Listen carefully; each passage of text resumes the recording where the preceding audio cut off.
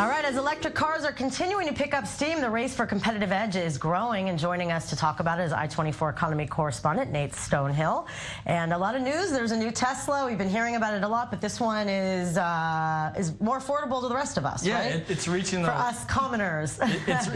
It's reaching the wider masses, and it's really been in the making, because unlike other business models of car companies, major car companies, Tesla said, we'll take pre-orders if you're willing to put down $1,000 saying you'll buy one of these. And within a week, they had tons and tons of people sign up, more than people signed up for Apple. I mean, we're talking about 350,000 pre-orders that right off the bat in 1 week were willing to put down $1,000 to say, I want one of these $36,000 Model 3 is what it's called, the Tesla Model 3.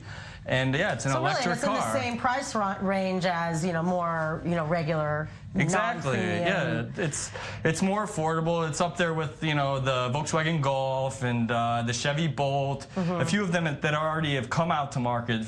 When I say them, I mean the electric cars. Right. But I mean, they're targeting a different customer, obviously, because the other Teslas are like, what, 100 grand, something like this? Yeah, exactly. The other ones are 100K. They're luxury cars. They were trying to just compete solely with, BMW, Mercedes, and frankly, they were doing a good job on the boutique level, meaning they weren't, trying to reach huge numbers. But here now, with the facilities, as of last Friday, they produced the first 3. In the first month, July, they hope to produce as many as at least 30, and then continuously, obviously, amp it up to a lot more. Orders. Oh yeah, they have. What does this say, for the future of more cars getting into into this game, so to speak? Like, are we going to start seeing it in SUVs and like pickup trucks? I mean, that's the thing. Is this a trend? Right. It looks like it, but is it going to be a fad? Because with technology, sometimes things are fads. We get new technology out there. Could it be a hydrogen car? I mean, Ohio State made a hydrogen car go over 200 miles an hour.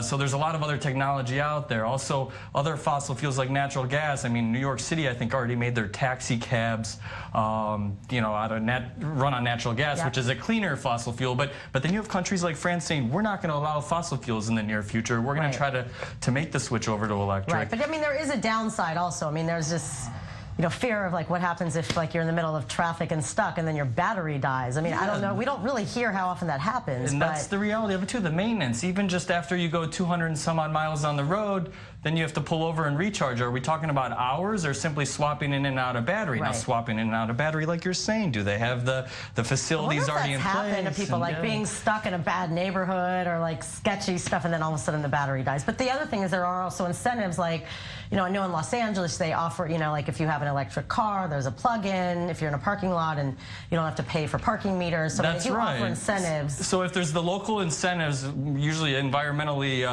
encouraging more green technologies, then in California and places in Europe and so on, you actually get subsidies. Also in China, where their pollution is notorious.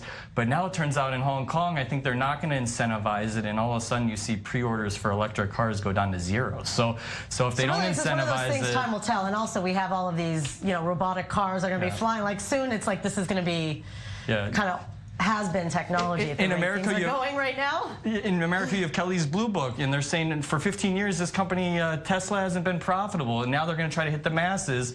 But at the bottom line, are they going to be profitable and make money? And it looks like they might be, just based on the pre-sales and if the general trend is to go electric. Right. We'll see. Well, time will tell. And either way, the world is changing so rapidly. Thank you. Thank you. All right. Speaking of